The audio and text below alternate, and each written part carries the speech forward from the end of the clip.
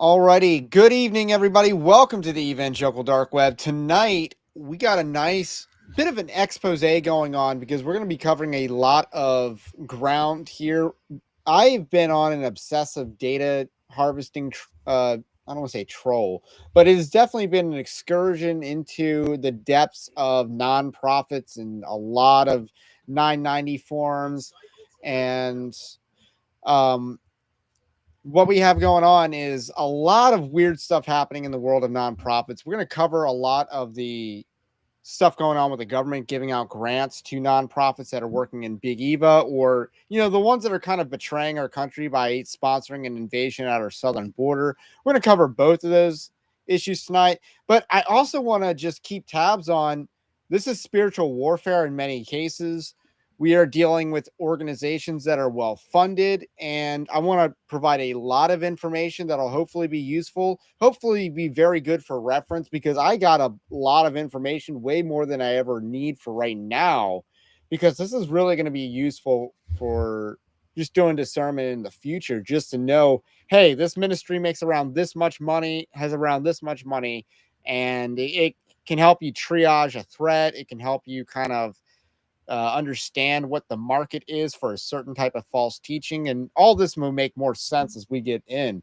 But Anthony wrote the article on the Christianity Today scandal. So how about you kind of lead off with your thoughts on that while we get started?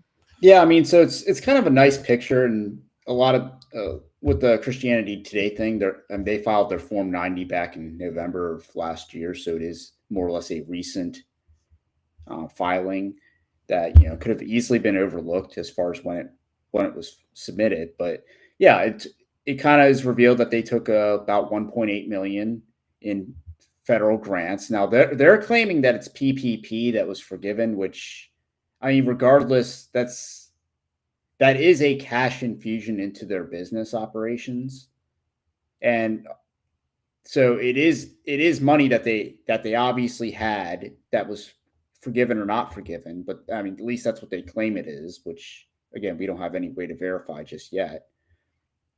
But that's not even the worst of it. I mean, at the end of the day, Christianity Today is an entity that is relying more and more on grant money rather than necessarily service revenue or subscription revenue, meaning you subscribe to their service or product.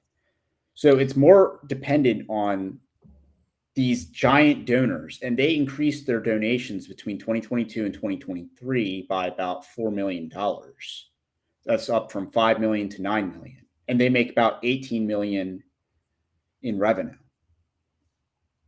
So a substantial growth for Christianity Today in that regards, and they're becoming more and more dependent on these large donors.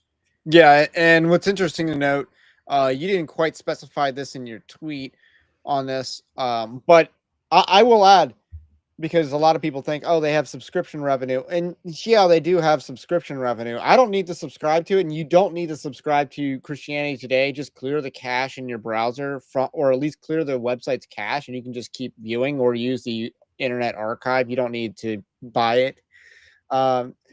And here's the thing. They also take in a lot of paid sponsorship for articles. They do a lot of sponsored content on there. And my guess is it's because these organizations want prestige. One of the more famous instances of them doing this was the He Gets Us campaign did a paid sponsorship on Christianity Today, as I recall, a couple of years ago. So so a lot of organizations will do a paid sponsorship just for the prestige of being published in Christianity Today, or Compromise Today, as we like to call it around here. But again, who is their audience? That is a question that a lot of people kind of wonder. And with all this funding, it's like their audience is a donor class that is not in the church at all. And that's kind of what you kind of talk about, was they are reliant on, they get $1.8 million from the government, and then millions from these organizations for grants. They are not beholden to a Christian audience Yeah, I mean, whatsoever. if they were just dependent on like their subscriber base, I mean, they would essentially collapse under their own weight because their payroll is way too high, and then you have all their other expenses. So So let's dive into that. This is your article. You wrote it. So this is a tiny image, but basically it shows that 9.6 million in contributions, which does not account for revenue that they earned, yeah, it doesn't account for the subscription revenue. or the sales revenue from selling ads. So it doesn't account for that, but 1.8 million of that is grants, and then they have 133 extra dollars in indirect monies, but it accounts for nearly 19% of their contributions came directly from the federal government. So that is a major issue. And then you have their salaries kind of listed here. What's his name? Timothy Darmimple. I don't know how to pronounce his name. Daryl Mimple. He makes like two point $233,000 plus. Actually, total is 277 277. in compensation. Whew. Big time salary for a nonprofit. Then you got their chief creative officer is Eric Petrick at 202, so he's above $200,000 in total compensation. Russell Moore at 190, which is where I thought he was, and then Nicole Martin at 181. So they are big time paying their staffers, and they got more staffers that are And keep in pretty mind, well paid. there's another 5 million in payroll that's not included in like their officer class. Like, this is an outlet that provides very cushy jobs for liberal activists Yeah, I mean, who they're all donate to the Democrat Party. They don't donate to anyone else. And this was a pretty interesting detail that you pointed out, was this yeah. No one else loan. was talking about this. And again, on Form 990, they have to list this because it's a clear conflict of interest. So they are disclosing the conflict.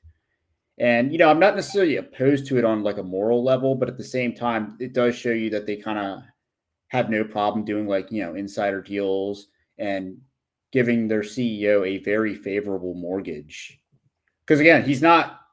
The odds are they're not charging him 7% APR on a 30-year fix like the market rate is going for. They're definitely giving him a cushy mortgage loan. And yeah, it's $130,000, which probably means Balance. So yeah. he's paid off Oh, 20,000 of it. on 150,000 principal. But yeah, I mean that's a nice perk to have. And that's extra compensation by the thousands if you're considering what the market charges on interest rates. So yeah, he could easily be making like 300,000 plus when you factor in the difference between the interest rate he'd be paying at market rates versus whatever he's paying back to the company. Now, I guess the most surprising thing is it's only 150,000. Like, is there a regulation on how much you can loan yourself as a NGO head, as a 501c3? Or because there's no way his house only costs that much. This is No, a refi, fixer That's upper. cheaper in my house, and I didn't have. Okay, that's cheaper in my house when I bought it, and I didn't have any 200K salary to fall back on. So yeah, that part was pretty crazy. And this is your comparison of their numbers from year over year, and what shows is that in the prior year, they went up $4 million in contributions and grants, and they went down almost $1 million in program service Yeah, revenues. 600 or 700K. But, and again, that means that their reader base is probably dwindling, but they're still getting more money from let's be honest, whales and high rollers. Because they're not an outlet, they're really just about prestige. This is about the prestige of the institution that they represent. It's not about actually reaching people, it's about their credentials. Now, keep in mind, I begin the article by talking about all the regime friendly narratives that Christianity Today has propagated. And, one of them was they wrote an article about PrepFAR, which is the government AIDS program that's ran through USAID, which they interviewed like Debbie Burks, like that Debbie Burks. So it's just, and all to plead so that Congress would sustain the program, which isn't really necessary at all. And in the long term, it's probably actually harmful for African development, but that's a different conversation on the benefits of foreign aid. And So obviously they did endorse gay marriage. They did, so they also wrote a counter signaling piece against the Panamanian president, the current one. And then you really, have, yes. And then obviously their stance against public schooling or against homeschooling. homeschooling in favor of public schooling. Yeah, they did write an article on. They also wrote an article on not to run for school board of education. So I was not able to give them enough flack for that at the time, but they did do that article. So very regime-friendly narratives, and particularly ones that deal with like foreign policy, which is very strange that a Christian outlet would be so concerned about AIDS in Africa, or who the president of Panama is, because it's not really germane to the American church. That's Russell Moore's influence because he wrote that Jesus had AIDS once. So I think that's Russell Moore's influence. But I will say, like much of the regime, they didn't cape up for Kamala Harris enough. They didn't stick their heads out enough for her. They basically helped evangelicals for Harris get off the ground, and people like me and others, we buried them. They got just punched in the mouth, and they did not recover. So you love to see that. And Christianity Today would eventually not come out in full swing and endorse Kamala Harris. Makes you wonder whether they were anticipating this. I don't think they were, because who among us was anticipating that Trump would shut down U.S. aid, or at least try to, and get pretty far, because the money is currently in pause, which will do a lot of which will do some amount of damage to these organizations if the money's on pause. And the workers are getting recalled and or fired. So there's a lot of stuff going on. And Christianity Today, they're just a little bit of it. So a lot of winning going on right now. And cool dude with the super chat saying, great channel. I'm relatively new to much of this stuff, so I've learned a lot about Big Eva and other related issues. We will win. Christ is King. And yes, we will. And this kind of is a nice transition to talk about a lot of the other data that I've collected. So a few things went viral immediately. One was the Christianity Today went viral probably early. World Relief, we kind of already knew about them, and we talked about them last week. In fact, there was also Revoice apparently got some money from the federal government. We'll talk about that in a minute. So I'm just kind of recap which organizations kind of got exposed early, and then Redeeming Babel might be one of the other ones. We'll talk more about that as well. I mean, we'll talk about everything and probably way more than you were prepared to talk about. So I don't know if you're ready for this, but let's go. So I'm gonna pull it up. This is a spreadsheet that I made of all this stuff going on in Big Evil World. Let me know you're able to see it. Yep, it is up. Okay. So I got it nice and categorized. So there's a lot going on here. I got it categorized by a lot of things. So a lot of different categories. Man. If you are able to zoom in more, that would be nice. But Yeah. Sorry, it's throwing me off for a second. So we're gonna go by category, but the top contribution amount is $1.9 billion, and the least of which we work with here is $188,000. Let me just reapply my filters for a second, because I keep adding to this because I've been very obsessive with collecting all this information because I think it'll have a lot of use. So with that said, let's kind of go to the first category that I want to talk about. And I think it's going to be the traders. This has to do with the immigration issue. So these are the trader organizations that I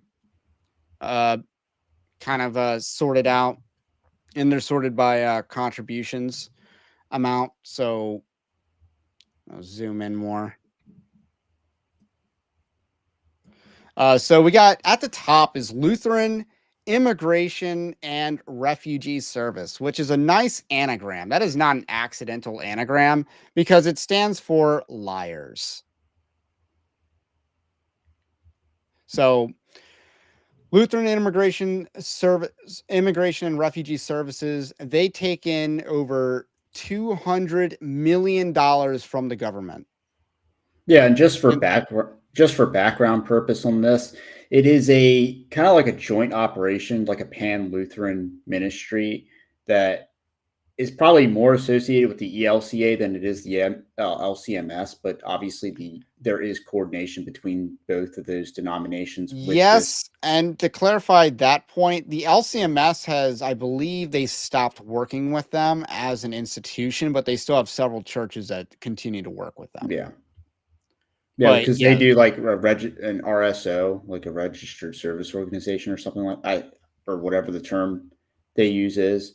So they're not listed as one officially, but obviously there are intermediaries, there are churches that will, participate on the ground level. So it is more associated with the ELCA, the Liberal Lutherans. right. And this is an organization that pretty much only deals with one issue, and that's immigration and how many people can we flood into this country. And they get paid to do that. They literally profit from the border crisis. So that's pretty despicable. They would stand to lose everything if the border got shut down. Yeah, I mean, it's basically wartime profiteering. I know.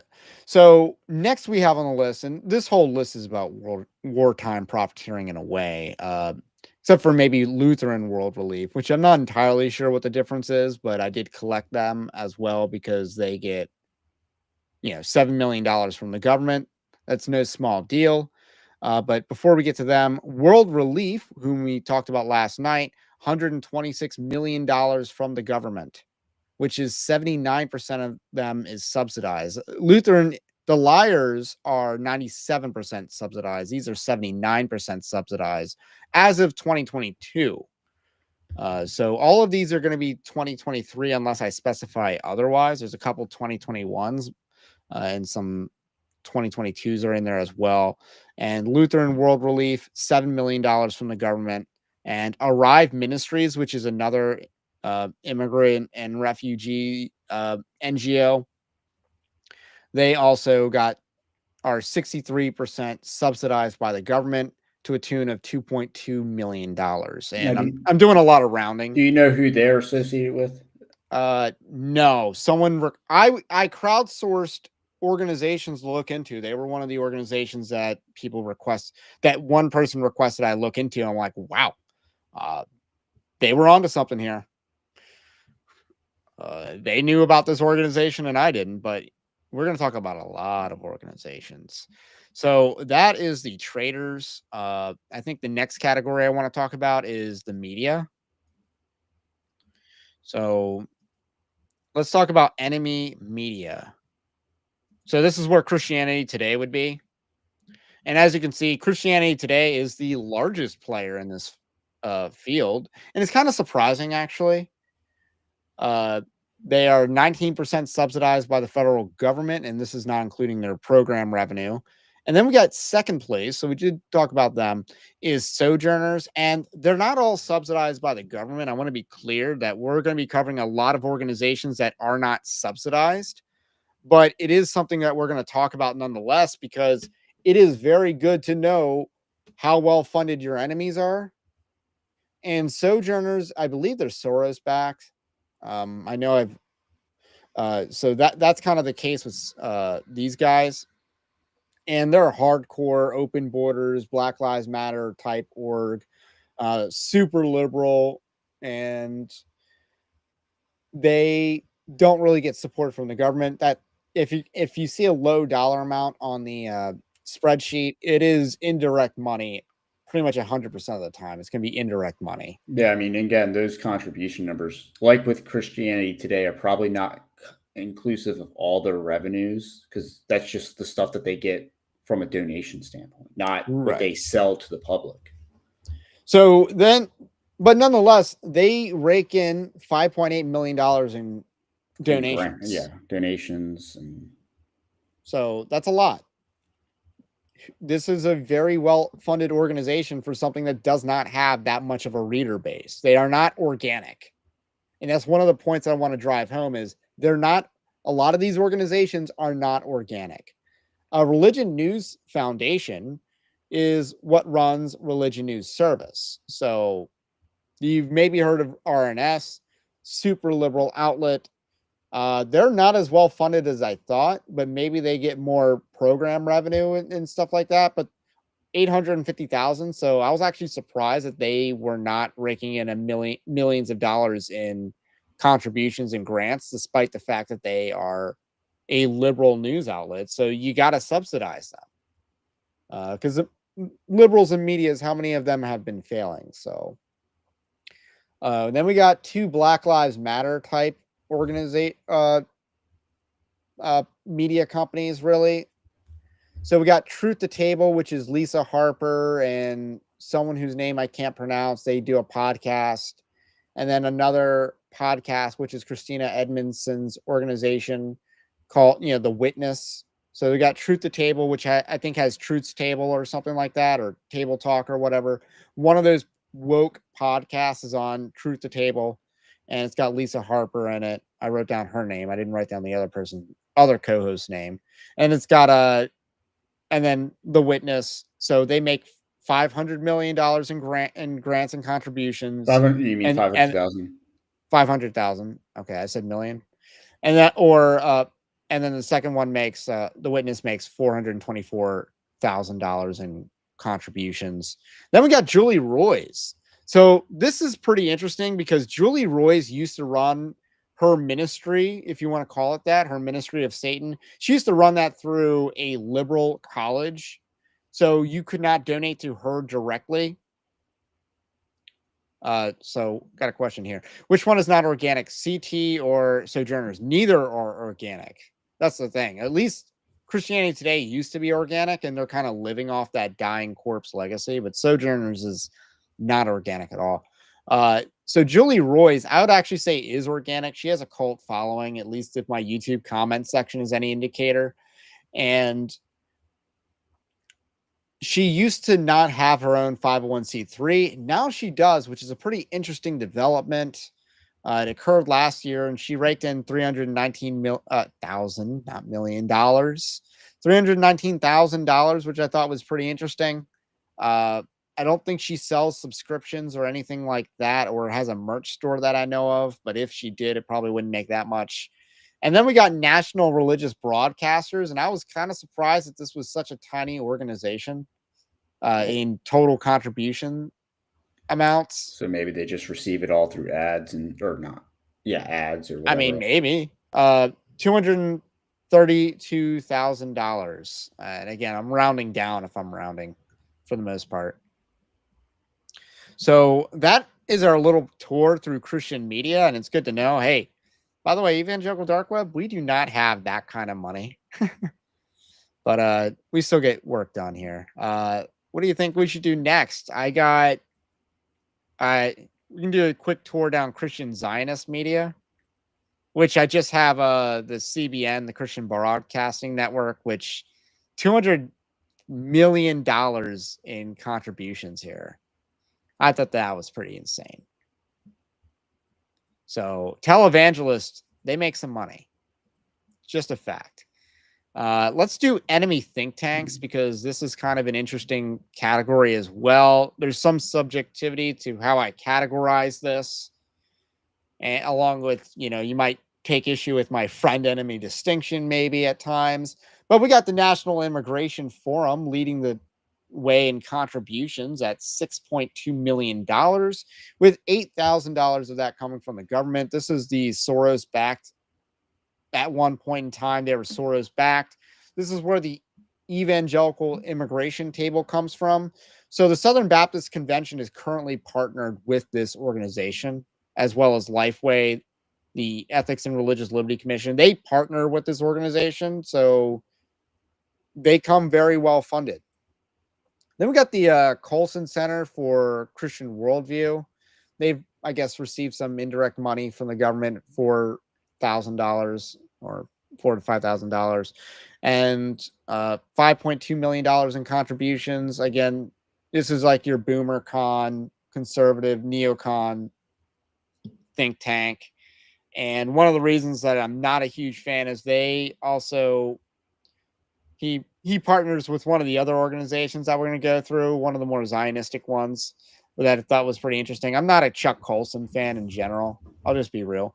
Then we got the Institute on Religion and Democracy with Mark Tooley, who's also in bed with Chuck Colson as well. $100,000, $110,000 from the government on a $1.8 million total contribution. So this is, again, another think tank. These are all think tanks. I'm labeling them as such. So Trinity Forum is pretty interesting. Part of my exhaustive search for NGOs to look through came from reading going through Shepherds for Sale, picking out organizations that were listed here, and just scouring the book for organizations and stuff like that. And Shepherds for Sale had the Trinity Forum, which had people like David French. They were kind of cultivating a lot of David French types, and they were kind of the people doing atheist dialogues and stuff like that, but having respect from the establishment, I guess. So these were the guys combating new atheism, but also at the same time being weak on every sort of cultural issue. Yeah, I mean, I guess I'm not as familiar with the history, but Megan Basham does expose this organization hardcore in Shepherds for Sale, and they come really well backed. And she talks more about how they got money from a lot of other organizations rather than the government itself. Then we have the Evangelical Environmental Network. This is also a Shepherds for Sale pool here. A lot of these think tanks are in general. So she has like an entire chapter on the. This is the climate change propagators yes. in the church. Yes, these are the people that invented, what would Jesus drive? They kind of started the whole loving your neighbor misuse. So loving your neighbor means buying carbon credits from a guy that sells carbon credits. I mean, the whole thing is a scam, but they were the organization that helped bankroll it. So I would imagine maybe at one point in time this was higher, but I kind of think that the Biden administration definitely amped up we're going to hand out grants to our friends. So I think this has not been going on as long, but I could be wrong about that. We'd have to do a deep historical dive on all these organizations, specifically these ones. We have the Clergy and Laity for United for Economic Justice. So this is an organization that received $490,000 from the government, and they only had $1.1 million in contributions. So this is 43% subsidized. And what did I write here? This is a progressive interfaith group that's addressed in Shepherds for Sale. That's kind of what their thing is. And then we have Redeeming Babel. This is the organization that had the aftermarket curriculum that was devised by Curtis Chang, David French, and Russell Moore. So $14,000 they received directly from the government. This was a grant. This was not indirect, even though it was a lower dollar amount. And kind of shows they're very regime friendly. And you get the sense that anti-Christian nationalism was an op. I get that sense. Look at all these organizations that were funded by the government to make very government-friendly talking points. So I don't know if you had a comment on that story. I mean, they probably didn't even need to be paid because they're all kind of shills in general, but they want to be rewarded and told that they're good boys. No, isn't the more controversial part with Redeeming Babel the NGOs they've received money from. So it's Yeah, not I even mean that that's they're a receiving it larger from. thing. It's not even Uncle Sam's handout. It's actually like the other NGOs that are handing them money. I don't know if they were expressly with the Rockefellers, but I know Josh Dawes has.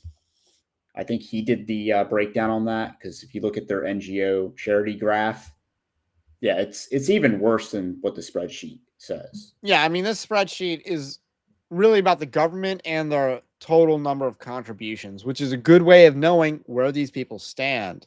And Redeeming Babel is a lot bigger of an organization than you would think it is because they have big time backing. Yeah, a lot of these are not just like websites that exist, and they have Glorified blogs. yeah, they're not websites or just logos on a thing. They actually have some financial paper backing them.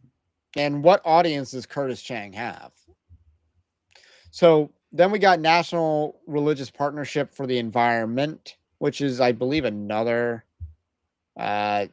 Shepherds for Sale poll. $30,000 from the government and 775, almost $776,000 in total. 4% subsidized. And then we have Evangelicals for Democracy. This was an off year for the elections because it's still 2023. And this is an anti-Christian nationalist organization. They got $2 from the government indirect, and they're under $500,000 in contributions. So concludes our enemy think tank section. What do you think we should do next? You want to see Mid-Eva in general? This is a pretty broad paint that I use to say Mid-Eva. But we definitely got some interesting organizations here that this is where we're going to get into. I'm not saying these are enemy organizations. Some of these are, but I am saying it's cool to know how much these organizations make. And if you want to steward your giving accordingly based on need, this is good information to have. So the top one by revenue or by contributions is Museum of the Bible, which received $45 million in contributions. Not bad. I Yeah, mean, I mean, Museum of the Bible is a very high cost, like as far as like the financial needs go, they are very high cost as far as what they need, given that they're located in DC. So they're in that expensive DC real estate. They have a giant building that was like a former rail station. Pretty cool place. Obviously, they do have a lot of interesting characters that are behind it, but yeah, they actually do need a lot of like they actually capital need to a lot of sustain. upkeep. Yeah, they need a lot of capital to sustain their upkeep. So I don't have the Gospel Coalition in here. So quick disclaimer, because I should have given this earlier. Southern Baptist entities don't have to report 990 forms. And most churches don't either. So just to keep in mind, if something operates that much as a church, it will not be on here. So yeah, Museum of the Bible, huge. And they're not government backed. Yeah, I would have thought they might have been more, Yeah. just as And like a museum thing. yeah, they're not a perfect organization, but hopefully they can be a force for good. We got another one, and that is Truth for Life. This is Alistair Begg's organization, which makes an insane $23.4 million in contributions. And some of that came from the government, but Yeah, like negligible $1,000, amount but came from the government. I believe that was all indirect. So it's insane.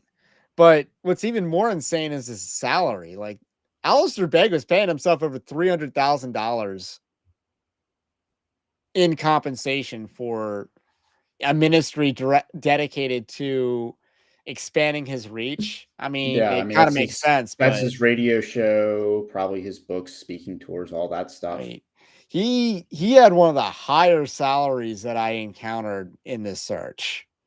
Just throwing that out there. It was really up there. People thought I was making fun of I was deriding James White. I really wasn't. I'll get into that later. We'll get into the Mid-Eva section later. But No, Alistair Begg he was milking it, but what else are you going to do with $23 million and your only mission is to operate a radio show radio, and your only mission is to advance Alistair Begg's brand, which does in part preach the gospel, so I'm not dissing that part, but what else are you going to do with that money? You just shovel it into a fire and power a ship? Like, what else are you going to do with that money? So I'd be that curious is insane that they what their raised that much expenses money. are and all that stuff. Yeah, running a YouTube channel, or the modern or the older equivalents of radio and television stuff. It's just, I don't know. That part struck me as very insane, how much money they raise for how little operational expenses they would have. And then they pay themselves handsomely. So then we got Purpose Driven Connection. This is Rick Warren's organization. Does he have a jet? Because that's funny. Yes, he should buy a new jet. I mean, he certainly has the money to have a plane. I mean, He does. $15 million a year. That's how he's done more work than the Apostle Paul. And then Purpose Driven Connection, $15.5 million. Rick Warren in the House. He also is in charge of a food bank, I saw. I'm like, who's putting this guy in charge of a food bank? He's going to eat all the food. Hey, I think his ego is busted by being below Alistair Begg. Yeah. I mean, that's got to hurt Rick Warren's ego. But he might also have other things that make up for it. So then we got the Bible Project, which is a $14.6 million venture in just contributions, what else? I don't know if they sell things or not, but yeah, that's pretty high dollar. That's way more than you would think. When I first watched Bible Project videos, I would not have imagined that they were making that much money this would have been like in 2019, early 2019. So very big nonprofit here. Desiring God, one of the largest online ministries in the United States. And they're bigger than the Gospel Coalition, by the way. $9.7 million in contributions. Zero of that came from the government directly or indirectly. John Piper is putting in the work. And we got World Evangelical Alliance. I'm not overly familiar with what this organization is. They seem like just a big Eva organization, but nonetheless, they're pretty liberal as it is. And $2.3 million is what they do. And then we got the If Gathering. This is Jenny Allen. A lot of women in the church are familiar with Jenny Allen. I'm not a fan of Jenny Allen. And Jenny Allen is pretty woke, just saying, and she platforms a lot of woke pastors. So, and if you're against egalitarianism, I'm not a fan of female pastors in general, even if she doesn't call herself that. And then, but she almost makes $1 million, or she almost raised $1 million in 2022. So maybe she's there now. Living Proof Ministries. This is Beth Moore's ministry. And total contributions is $412,000. I believe she makes more on the other stuff because she has sales and stuff and book stuff. So she makes more money. Cool Dude says, I watched the Bible Project videos. The guy does have a very high voice. A lot of people have asked me to research whether Tim Mackey is a false teacher or not. So he's one of the next possibilities that I'll do. I mean, he does have a lot of questionable stuff. Obviously, yeah, the high voice is very. I don't think that's the questionable part, but I can see, that probably has some people's gaydar going off. So that concludes our Big Eva section. And there's some things that I didn't put in Big Eva. So we're going to do the next section, which is like it. And it is legacy conservative groups. So this is a pretty interesting section. We got Samaritan's Purse to kick it off. I mean, yeah, they're kind of Big Eva, but they're also legacy. So $1.14 billion in contributions, making them one of the largest organizations on the entire list, probably second place, I think. We'll talk about why they're in second place, but as far as an individual organization goes, they are number one on this list. They are the largest organization on this list. So, and $53 million came from the government, which only amounted to 5%. So if they stopped receiving government money because of US aid, they would still survive. That's Yeah, not, and most of that's, that money is being spent in Africa. It's not necessarily being spent in America. I think yeah, they do the I shoe think I boxes. think Congo is the number one recipient or number one area where the like nation code where the money is being spent And Congo's about to go to war with again. Rwanda. No, again. So, yeah, it's again. Yeah, you're right. So there's your African news update because we do care and we're well informed around here. So, Alliance Defending Freedom, huge organization, $94 million raised in contributions. And this is 2022.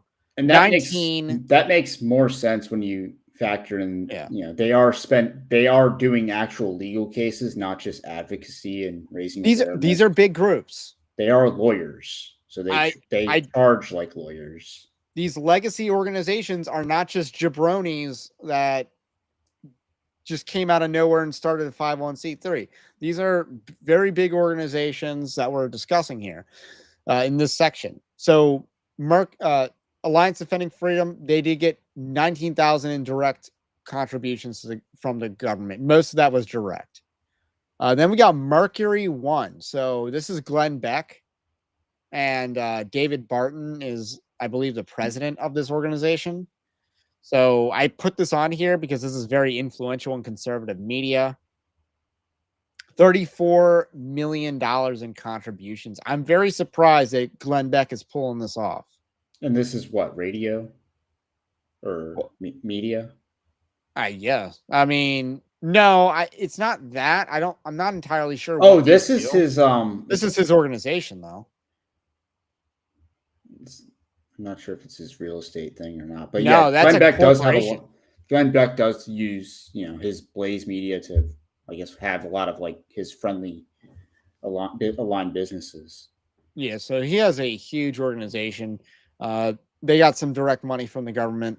The next one's pretty interesting. Answers in Genesis, like they are a powerhouse, and I actually do love to see that. $23 million in contributions, 23.8. Oh, and I don't believe this counts the theme park that they have. Oh, that does not count the Ark? Why would it? Because those would be service revenues or program revenues. Oh, okay. Yeah. So well, I don't think it does. Too. Yeah. So they are huge. They are a powerhouse. They get a negligible $469 from indirect government monies, amounting to 0% of their budget, rounding down. And then we got Awana. So a lot of churches do Awana. You forgot Tebow. Oh, sorry. Let's do Tim Tebow. Tim Tebow, the Tim Tebow Foundation, $18.8 million affair with $17,000 plus in direct government contributions. I'll be honest and say I think that does seem very high, given Tebow's like sports earnings were not necessarily like Oh, Tim Tebow's making way more in his post NFL career. Yeah. It's not even close. And I'm not talking about because of this foundation. Like he's on ESPN, guys. I'm just saying. And he gets paid handsomely to speak, and he kind of sounds like a prosperity gospel preacher. So with that said, and then we got Awana. So Awana, a lot of churches do Awana on Wednesdays and stuff like that. It's almost like a scout program, but indoors. So $15.9 million in total contributions, with $1.7 million coming from the government. So they actually get a lot of money from the government. Amounts to 11% of their contributions are subsidized by the taxpayers. And yeah, I mean, I guess a lot of it because they're an international organization. That's why. Or maybe they're dealing with poor and inner city, so they're getting something on that end. But there's like a program they're doing, but. So, Veritax said that Mercury One helped get stranded Americans out of Afghanistan, and they were on the ground during Helene in Western North Carolina for this disaster. So, okay, so they do a lot of disaster relief. Okay. Yeah, I knew they weren't the real estate because I know he has another company called Mercury Yes, because sorry, that's he's very what I'm obsessed with the thinking of. term Mercury, and I don't know why, and I kind of don't want to know either. Like, More I known have too much reasons. curiosity that I'm exploring to go down another rabbit trail. And then I wanted to point out Got Questions Ministries, one of the largest online ministries, and maybe they should have been in the Big Eva section, but nevertheless, but they don't have any Big Eva personalities. $1.5 million in total contributions to run a mostly good website. I mean, you would, again, I would think they would have been higher, just given that they have a lot of SEO dominance. Oh, they crush it online. But yeah. Yeah. So that concludes our tour of the things. Let's talk about the gay Christianity. So this one's pretty interesting. So largest, and these organizations are actually considerably smaller than you would think. Like they are actually out kicking their influence in terms of the size of the revenue of their organizations. It's actually shocking how the Reformation Project, which is Matthew Vines' organization. Matthew Vines is also talked about in Shepherds for Sale, but he's been a big deal for at least a decade.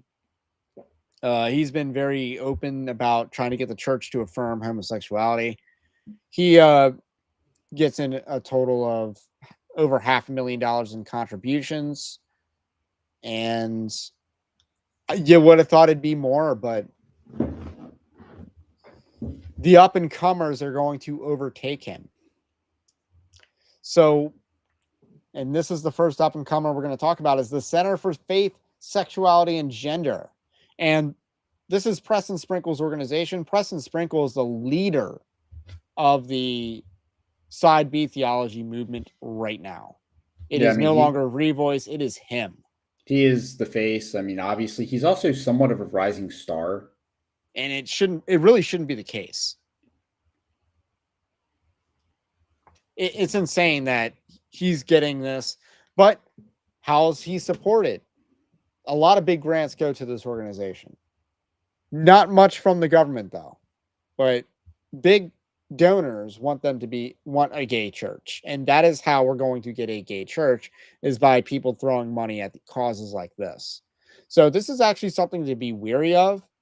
That Preston Sprinkle is getting a lot done with very little dollars thrown at him. That's actually pretty dangerous. And we need to be warned about this. That's why we need to fight Side B theology, because it inevitably leads to Matthew Vines. Because the Bible, Christianity has always taught that sinful desires are themselves sin. It is a sin to be homosexually attracted. Homosexual attractions are sinful. They're not natural. Therefore they're not from God. They're not natural affections. These are sinful affections, and we should not have them. And also sinful identity. We can't identify as gay Christians. That's an anathema. That's an oxymoron. We shouldn't be doing that. But that is what Side B theology teaches. It teaches that homosexual identity and desires are not sinful. And that is just one pathway to teaching that it's okay to be gay. So they're getting a lot done with very little money thrown at them, which is very concerning because obviously they could just wake up. And by they, I mean like Satan. They could just wake up and say, let's get this guy some cash and see how much of an impact he really can have. And keep in mind the way we as a culture was able to push back on the gay stuff was through harsher rhetoric, and these people would actually have you be soft pedaling it by downplaying the severity of it. God isn't, love the sinner, hate the sin. It's like, no, the sinner is the sin. And the harsh rhetoric of, yeah, we're not going to respect your pronouns, respect your identity, or even just respect your dignity. Michael Knowles with the eradicate transgenderism line. And again, that was how we pushed back the issue in the public, is through irreverence to to the very thing that we're fighting against. So a lot of side B is also a circular economy, like the same people going to all these same conferences and stuff like that. So the next one we're going to talk about is Posture Shift. This is a gay affirming ministry, and it's founded by Bill Henson, I believe, is Posture Shift. I did not write down the name, but pretty.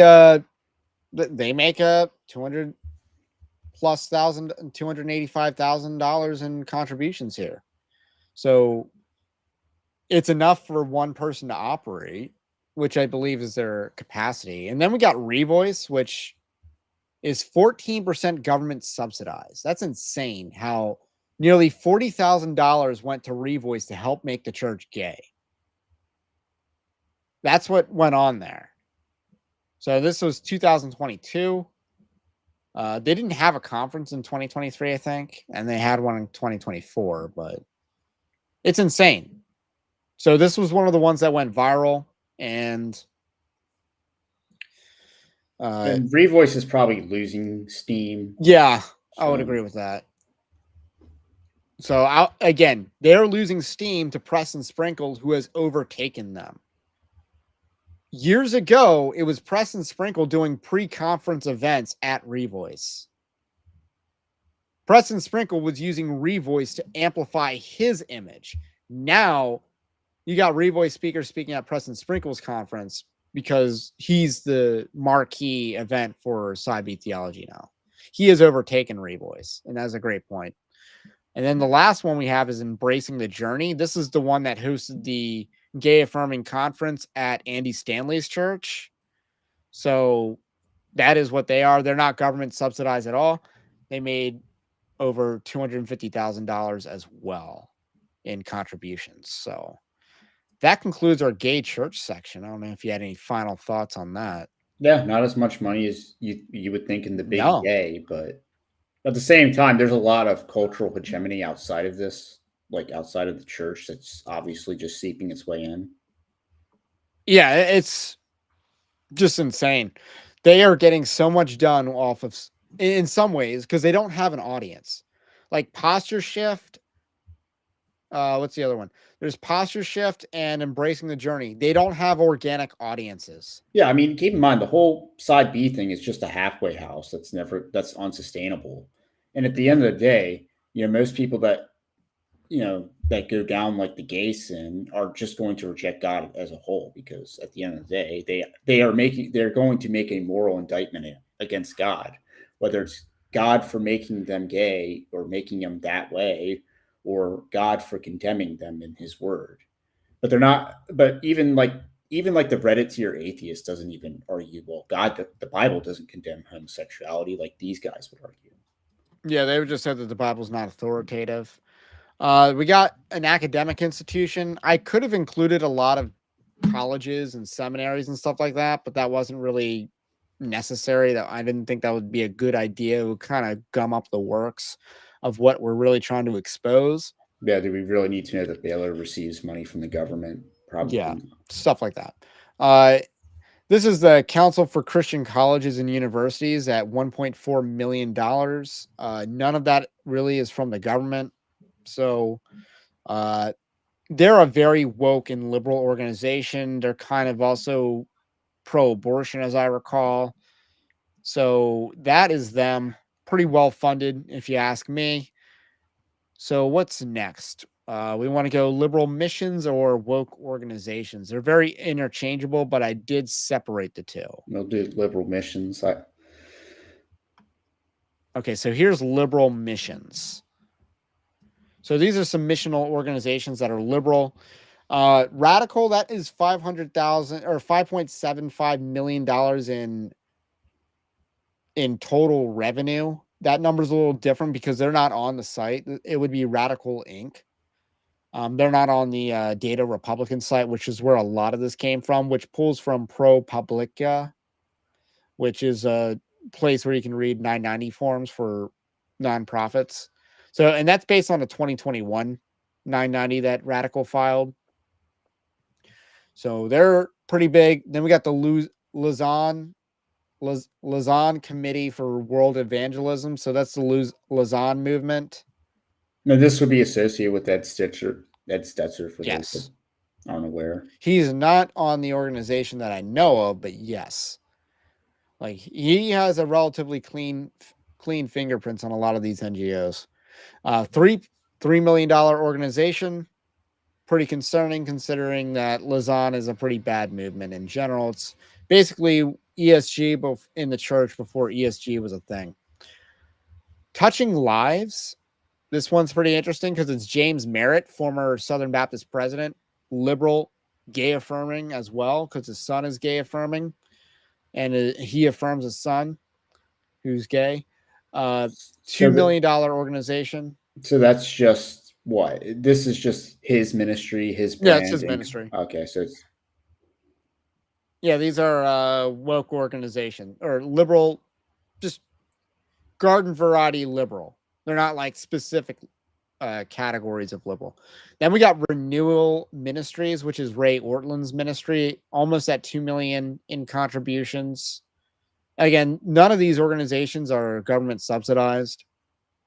And then Acts 29, which used to be not bad, and now it's woke, and all the good pastors are leaving Acts 29, under $400,000 in contributions in 2023.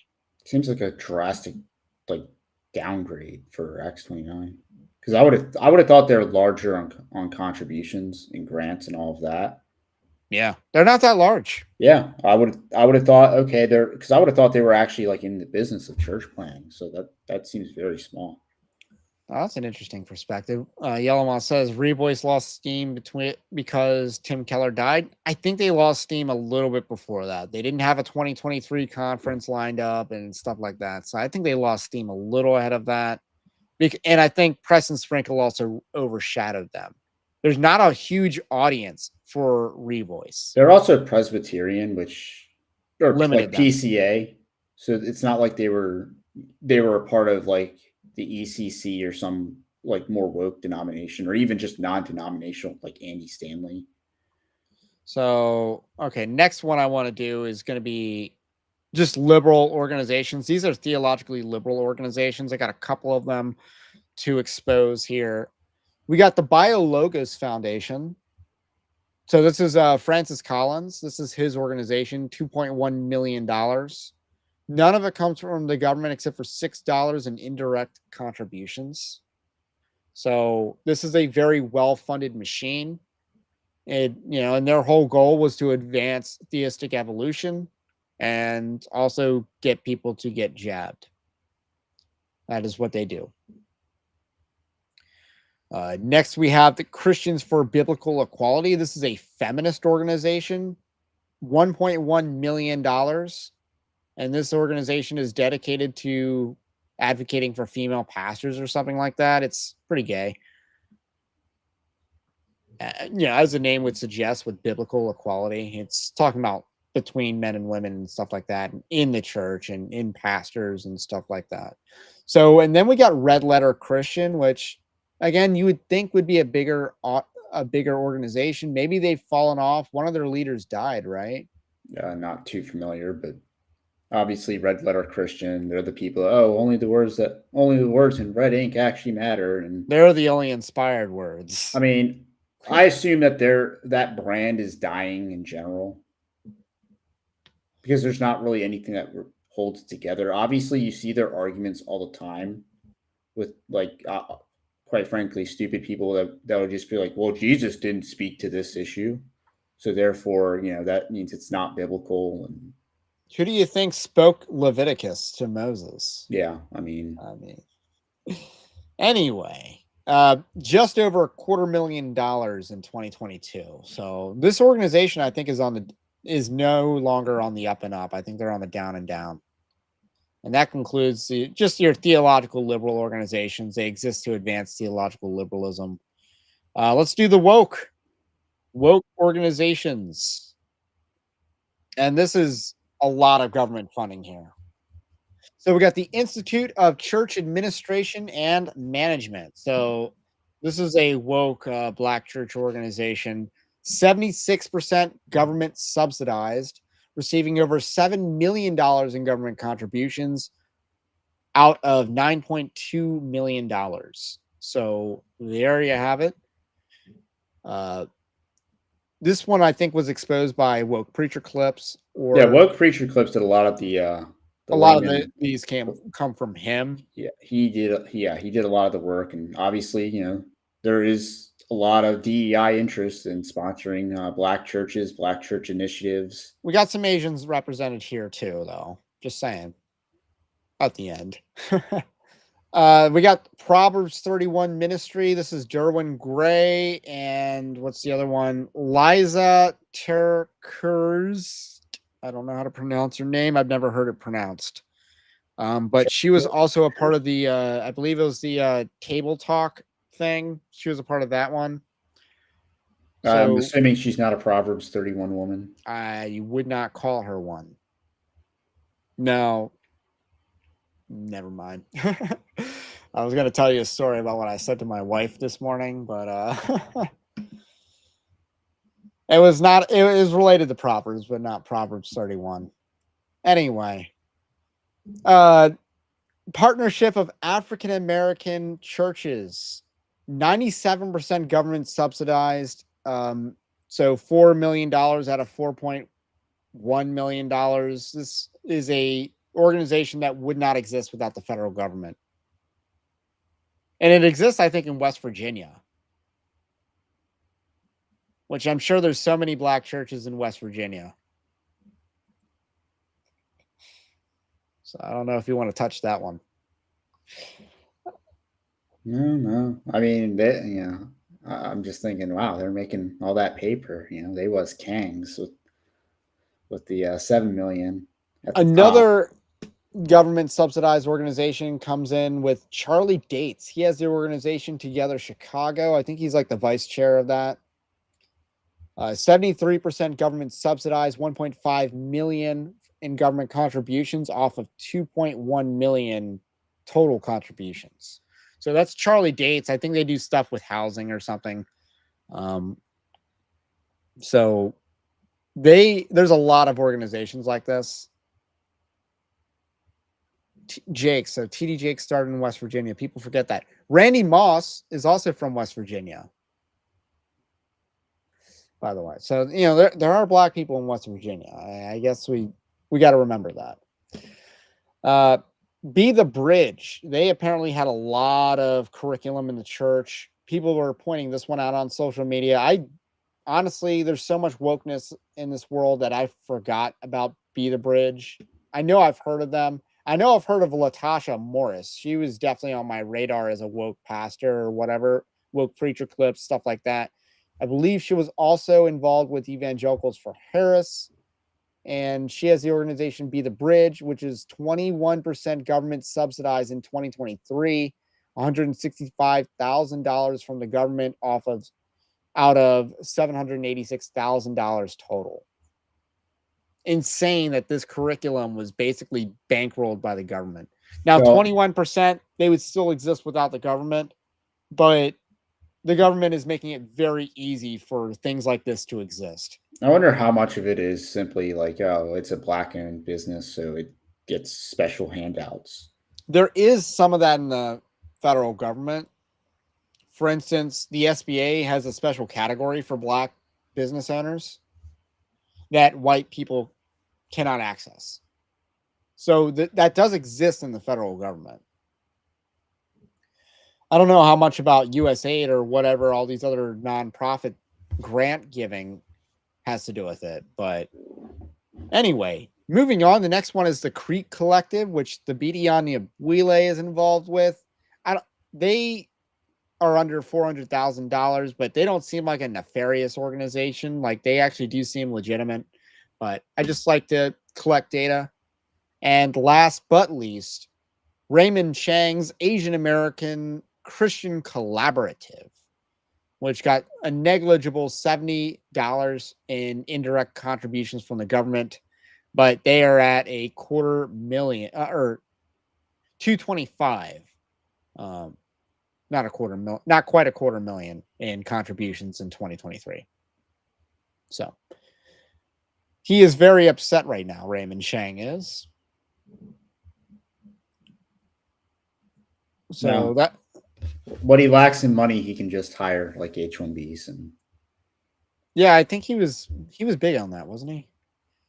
So where do we want to go next? That kind of goes through a lot of the woke stuff and the liberals organizations. Let's do Christian Zionism. This is a little bit liberal if you think about it. So we got One for Israel. This organization rakes in $37 million.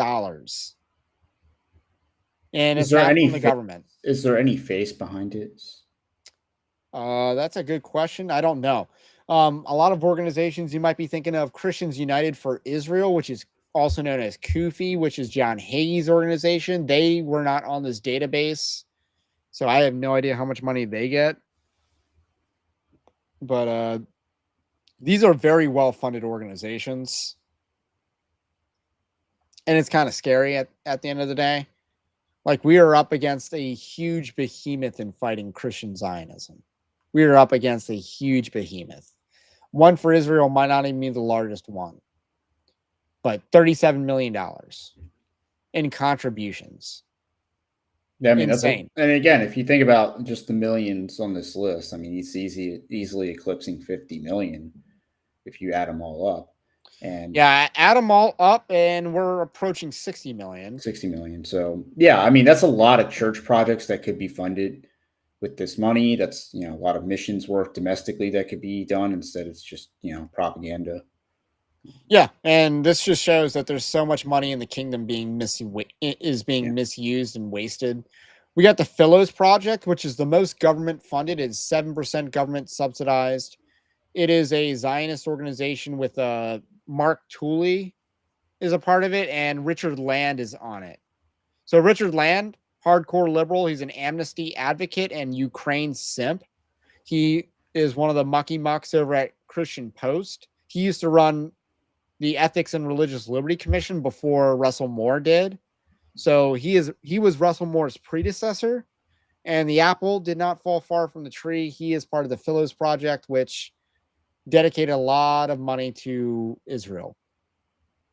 So that's maybe why they got almost $500,000 from the government. Then we got the International Christian Embassy in Jerusalem, not a government-funded organization, but $5 million nonetheless. We got Hayavil Inc. I've never heard of this organization, but it's pretty evil in my opinion. Like, we're convincing Americans to go over to Israel to become sharecroppers for Israeli farms. Like, how much do you have to hate your country to do that? They can't just hire Palestinians. Yeah, we have to volunteer. We have to be go there over and pick crops for Israeli farmers. Like, we have to be there, Mexicans. How absolutely cucked do you have to be to do that? No, it's what, do you do it on Saturday or something? Because they can't do it on Shabbat. Yeah.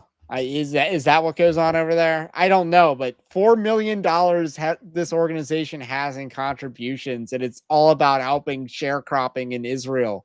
It's you can't notice when they spit on you because you can't discern it between sweat and spit.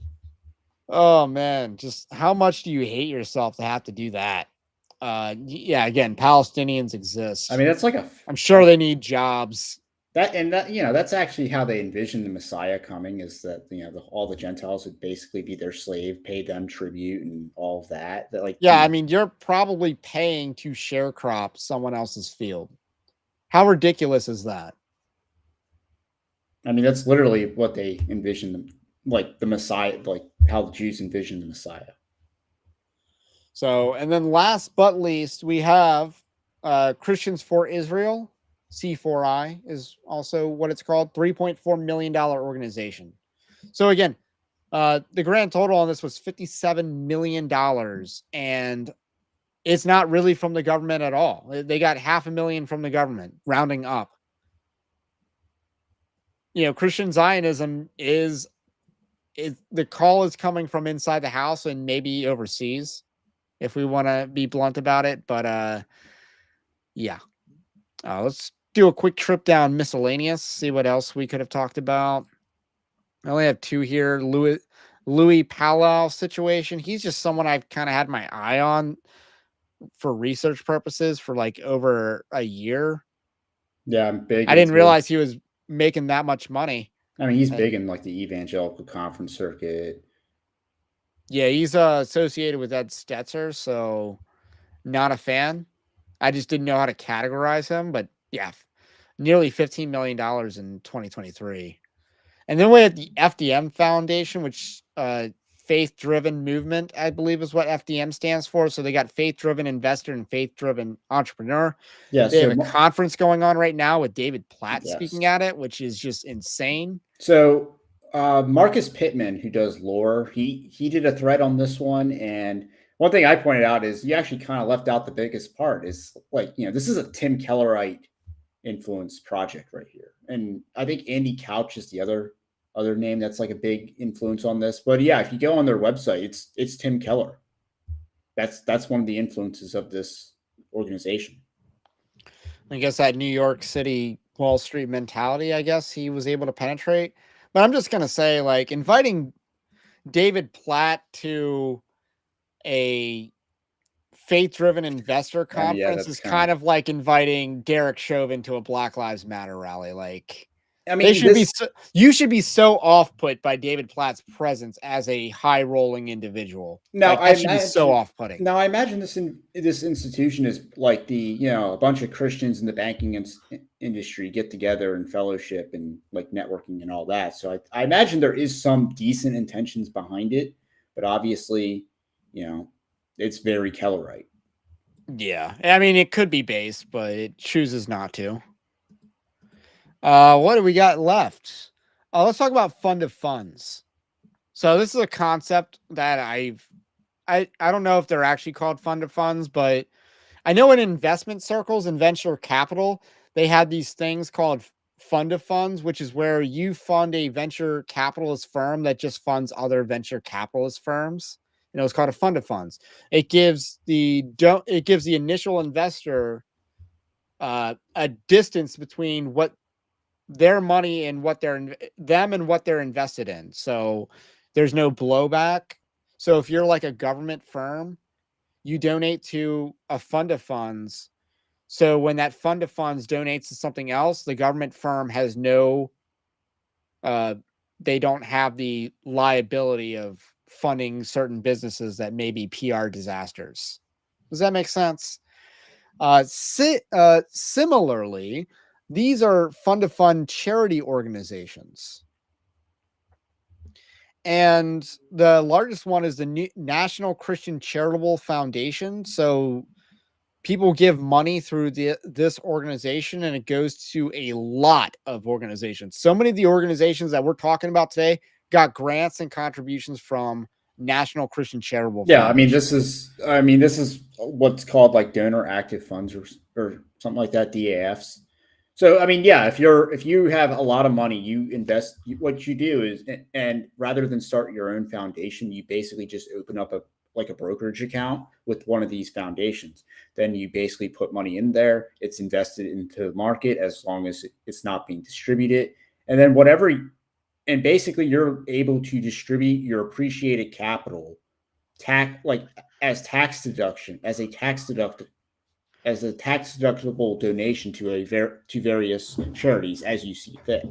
So this is a $1.9 billion organization. I think it's the largest total on this list. But because it's a fund of funds, it's not the largest organization actually doing the work on this list either. So then we got next one is the Servant Foundation.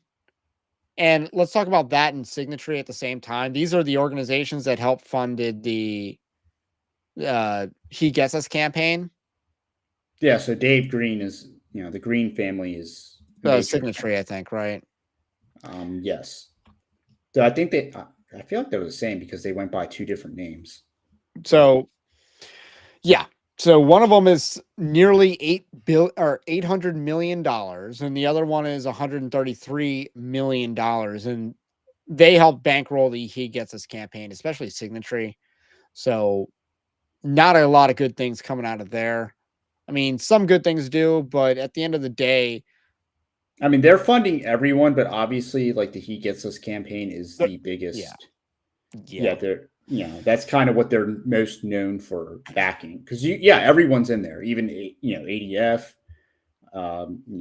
Museum of the Bible, I think might have been in there, but yeah, everyone's getting something from them because of various donors, but yeah, So obviously, I included the New Horizons Foundation Incorporated, which did get $22,900 from the government in direct grants out of a total contribution of $46 million. The reason why I want to highlight them is Mere Orthodoxy. This is a liberal Christian outlet in Christian media. So the New Foundations is included here because their parent company, the parent company of Mere Orthodoxy, is a fund of funds. But Mere Orthodoxy, I would count them as enemy media. But their actual 501c3 is a fund of fund. So that's that. And then we got the Christian Community Development Association. Is just kind of a woke organization associated with Evangelicals for Harris, makes $1.2 million. I didn't really know where to categorize this exactly, so it got put in fund of funds. Maybe it should have gone to liberal missions or woke organizations. You got any questions or comments before we move on to the next section, which I think will be fun? yeah, let's go. Let's get to the fun. Mid-Eva. You guys ready to talk about Mid-Eva? Let's talk about Mid-Eva. So, now that I've just explained the concept of fund of funds, the top thing on this list is David Bonson's organization. He's the treasurer of it. It's called the Foundation for Christian Stewardship Corp, and they do business as NCF California. And what did they do? This is a fund of fund. This? It's a Mid-Eva fund of fund. Oh, okay. And this organization kind of drives me nuts because they gave nearly a third of the money they kept for executive salaries. They were paying themselves a lot of money to manage a total of $3 million. Yeah, I mean it's $3 million.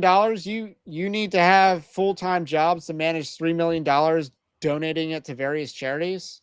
That's insane. It's not, if it was one person, fine, but it was like 5 employees or maybe 4 employees that were making like 6-figure salaries to manage $3 million. That makes no sense to me. This organization seems like a sham.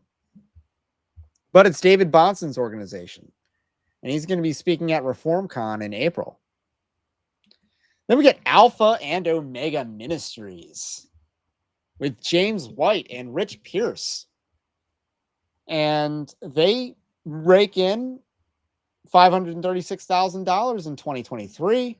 wow. James White makes $150,000 or something like that.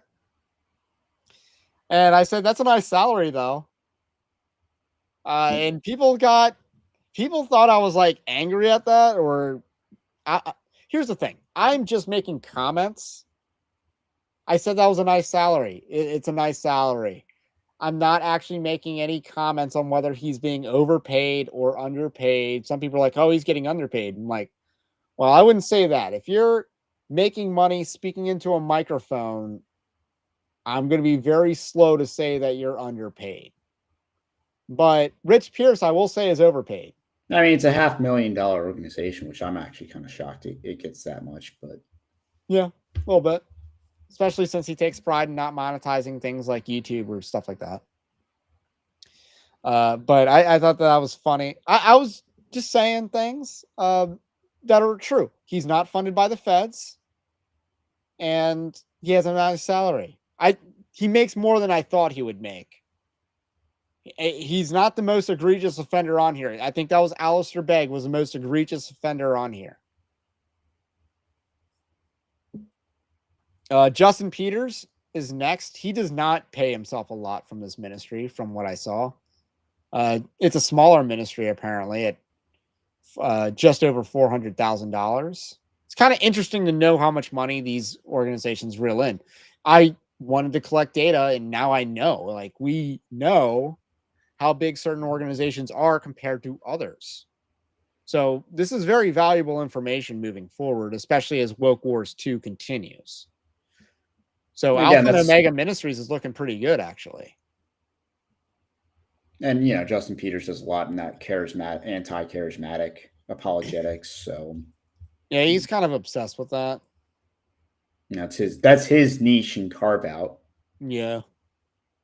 I won't devote my life to that, but to each his own. G3. So G3 does not make a whole lot of money in contributions. They do have a large operating revenues and expenses because they throw conferences. So all the conference sales that they do is not included in this. They make like millions of dollars in conferences and they spend millions of dollars. I think they actually lost money in 2023, according to the 990. Yeah, I mean, conferences aren't necessarily as profitable as people might make them out to be, especially if they're not like, if they're actually like cost friendly, or if they appear cost friendly. Like, I mean, Joel Webbin's probably not making bank on defeating Trash World. And I would say the same about Reform Con. They're not making bank and just ripping off their audiences. The paid speakers are. Yeah, they might be charging some exorbitant speaker fees, which is why those conferences might not be as profitable. Not cheap to have Vody Bakum. Yeah. I mean, none of them are, by the way. I'm just throwing that name out there because I know he's expensive. I mean, I do think, obviously, when you're talking about like the Blaze type conferences where, it seems like they have a company that does it. Yeah, they're probably, someone's getting paid for that conference. Yeah. I don't begrudge Ali Stuckey or Jason Whitlock for having expensive conferences. They're not throwing them. Yeah, they're not the host. They're just the name on the label. Yeah, it's the same conference structure. So yeah, whoever's doing that, that's one. They're doing it for all the Blaze. That's one organization. Yeah. But yeah, I mean, there's obviously grift conferences out there, but a lot of conferences, especially on like our side, are not grift conferences. Yeah, I mean, I'm not against conferences. I don't go to a whole lot. I will be at the Right Response conference, but we'll talk about that later because we're gonna showcase our allies at the end. And I try to be broad with the term ally. I don't. So G3 Ministries, not as big as an organization unless they're doing conferences. Then they can be kind of big. But as an organization, they aren't. It's not like they're crushing it in terms of donations. Which also probably shows it might be almost a side project for a lot of their personnel, which would be a good thing. Yeah, I mean, they're pastors at churches, so they're probably getting paid to do that, and G3 is just on top of that. So then we got the Center for Cultural Leadership. This is Andrew Sandlin's organization. He's going to be speaking at ReformCon. He makes like $87,000 in compensation from this organization, and it makes just over $200,000 in contributions. So some of these Mid-Eva figures are not big deals, in my opinion. We can kind of surpass them relatively easily. Andrew Sandlin is someone that can get surpassed easily. A lot of the people in the audience are like, who is that? And I'll just say exactly. But he's one of the people that is a toady to the people that were attacking Joel Webbin. So he's part of Joe Boots' camp, I think. And then last but not least at this time, because I don't hate Costi Hinn at all. I just kind of throw him in the Mid-Eva category because I'm not sure whether he's obviously like not a bro with us or not. I don't know if he's like really on our side. I mean, I just don't know. At 200,000, you can't really call him Big Eva. Oh, he's certainly not Big Eva, and I put him in Mid-Eva category as opposed to the Allied category because I'm just not sure where he stands on some of these issues. I don't pay attention to him enough, and so him being in Mid-Eva is not meant to be a disrespect, but for the Gospel Ministries at $199,000. So just under $200,000. None of it's from the government.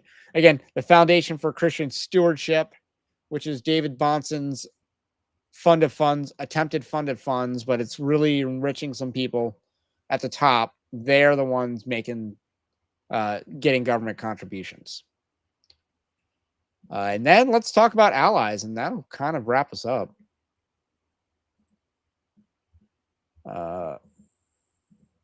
Because I don't think we have anything else that I missed.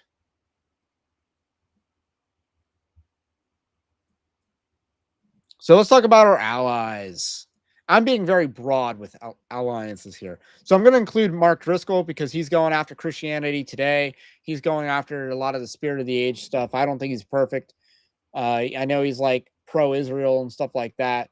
But in terms of fighting woke Eva, promoting Christian nationalism, he's actually on our side, which is kind of insane. It has come to this. The Mark Driscoll comeback is real. So that's really before the comeback as far as 2021 goes. Yeah, this is 2021 numbers, which would also mean it could be prior to that for what years of operation, but yeah, so $1.5 million. So he's apparently a big deal still. Or he was then. I'd say he's one of the most viral pastors now, and again, way better. This is a lot better than the viral pastors that want to be viral. So, okay, I'm fine with his house increasing. I just am. Equipping the persecuted. This is Judd Saul's organization to help Nigerian Christians. You would think that an organization that actually does aid to Africa would get government grants, but they do not. Maybe Judd Saul needs to get on that, or it's too late now, but maybe he should have gotten on that. But they make over $1 million, and it's a very good organization. Hopefully I can do some sort of partnership with them in the future. I'd totally be open to that. Judd Saul is on our side. He did the Enemies Within the Church documentary, which I recommend. So $1 million organization. Founders Ministry. Again, trying to be broad here. Just under $1 million in contributions. This does not include sales, and they have merchandise and stuff like that. There are conferences, and they actually make a lot of money. I'm actually pretty shocked by how much they're doing, by how much money they have in a war chest. I kind of, unless they're just doing things like church planting with that, maybe they are. I don't know. But if they're not like a church planting organization, they're also founding a seminary. So they are doing something. I saw that. So, and Vodi Bakum is going to be a part of that seminary. That's the latest update on Vodi Bakum. And that's in Florida for those. Yes. So, okay. I was going to say, okay, if they're getting this much money, I'd like them to have more of an impact, but it looks like they're working on that. So the more that you talk it out, the more that it does appear that they're working on it. American Reformer, we got a scandal here. They have received $6 in indirect government contributions. Absolute scandal. Out of $517,000 that they've raised from grants and organizations. And some of those fund of funds did give to them as well. American Reformer is very interesting because they have figured out how to get, they don't have the boomer whales, but they got a lot of the younger whales. They've kind of figured out how to get the young whales to donate to them. So they're doing something right. They can't crack the boomers, from what I understand, but they can get the They are whales. The leading Christian nationalism publication. Yeah, magazine. Magazine, sorry. You know, I want the news outlet. We can be the official Christian nationalist news outlet. They can be the magazine. And I'm fine with that because, we're news. They're long think pieces, and that's good. There's a room for both in the Christian nationalist tent. Let's make that happen. And then last but not least, Right Response Ministries in 2023, a puny $188,000. They're the smallest on this entire list that I've compiled. They are the smallest. There's no way they're that small in 2024. But in 2023, they were the smallest. And this is Joel Webbins Ministries. They have the upcoming Right Response Conference. And it'll be a fun time. I'll be there. Yeah, again, he's not going to make a killing on his conference, given his ministry size. He's had a meteoric rise since 2023. Yes. or at Yeah, least I mean, beginning in 2024 was very good for Joel Webben. So a lot of things are moving and shaking, but I think he has the Right Response Ministries has the capability of overtaking G3 if they have not already.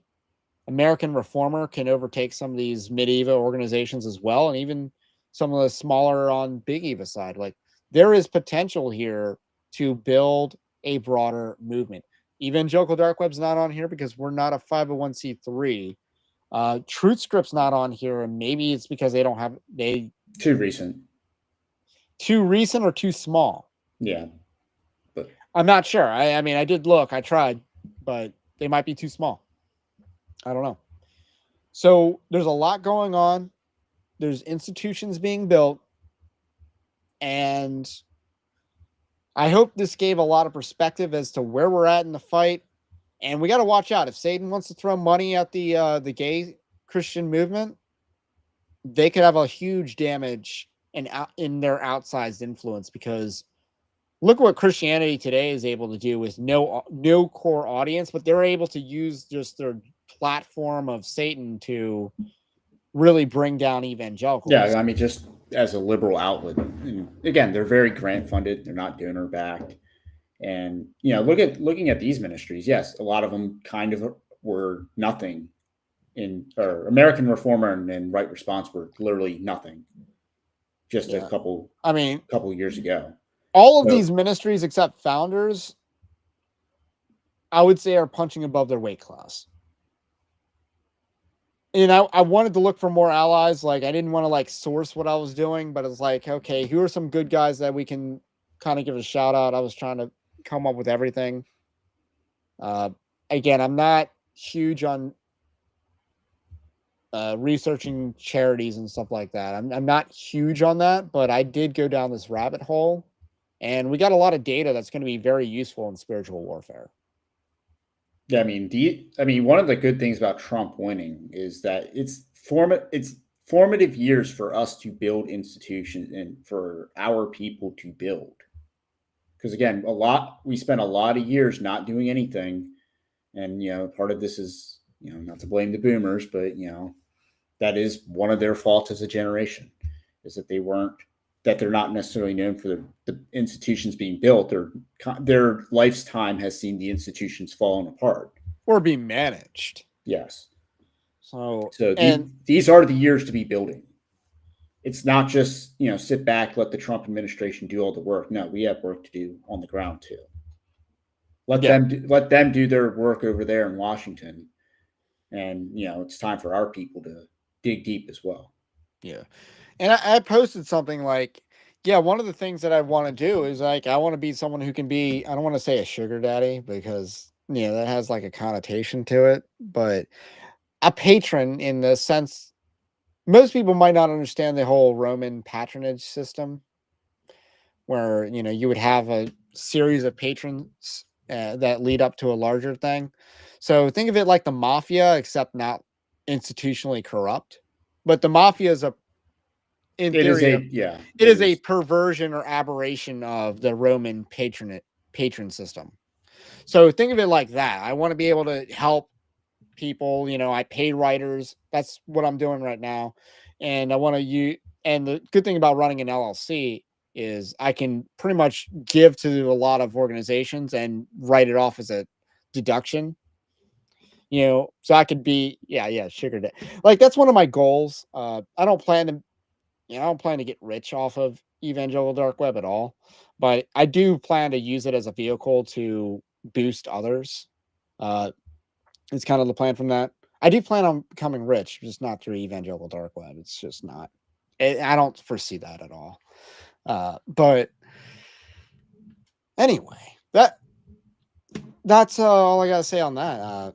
Personal update aside, as far as like leaving and starting a business goes, so far things are going well on that. So, except the money hasn't come in yet, but otherwise, yes, things are going very well on that. Yeah, I mean, you ever have to talk to a bank about increasing your limits on mobile deposits? No, but I know that they have limits. Yeah, I had to do that. I mean, I'm writing a check to myself because things that I need to do. No, I know. The one time I had to do, I'm just like, crap. Let me just wire transfer it and pay the fee. But I didn't want to pay the fee to wire money to my own account. So like, let me take several days to go through the process of increasing my limit to just mobile deposit a single check, and then see what happens. Which, hopefully, that works. So anyway, I know a lot about the SBA because I am working with the SBA here. So that's all. Let's do the last round for questions and then get off. So last call for questions. I'll just say, if you like Evangelical Dark Web, do also subscribe to the channel, to the podcast if you are new. Evangelical Dark Web, Christian news gathering and commentary ministry. We also have a book, Winning Not Winsome, 10 Commandments of Spiritual Warfare. This is all linked in the description below. The Patreon-like system gives you access to bonus content, bonus articles. I want to get back into writing more bonus articles. I've kind of stopped because I have yet to figure out the newsletter is not curating them anymore. It was, but then it just stopped. I don't know how RSS code just decided to bypass or pass over. I didn't know how that would turn out, that the paywall would be like lamb's blood, so that the RSS feed would pass over the paywall articles and not include them in the newsletter. Just suddenly stopped happening. So, all right, we got questions. I'm looking through the chat, but okay, a deferred question in the chat, and otherwise, all right, I'm ready to call it a night. Because I've done a lot of talking tonight. Yeah, I mean, we got plenty of articles in the queue. I mean, the fun thing about this week is it's been a very busy and news gathering week. But I mean, also, I mean, personally, I've a couple like articles on major NGOs coming out in the queue. So we're doing updates on various NGOs. Okay, so that's good to hear. I mean, we have in the works. I don't know how many articles I could write based on what the data from here. Like, it's a very good sense of, hey, there's so much data here, and data is like a huge thing these days. People data mine and stuff like that, even though it's more data than they can deal with. But this gives us a lot of information on the ground in spiritual warfare. So, okay, we got some questions. Thoughts on the Ogden Bros? Yeah, Generally favorable. Generally endorsement. Yeah, I mean, I like their social media content. Does Soros send money to ? I'm assuming that's just National Immigration Forum yeah, and Sojourners. I think there are two Soros-backed organizations that we discussed tonight. And okay, I think that's all we got for tonight. Good questions. Stay based. Christ is king, and we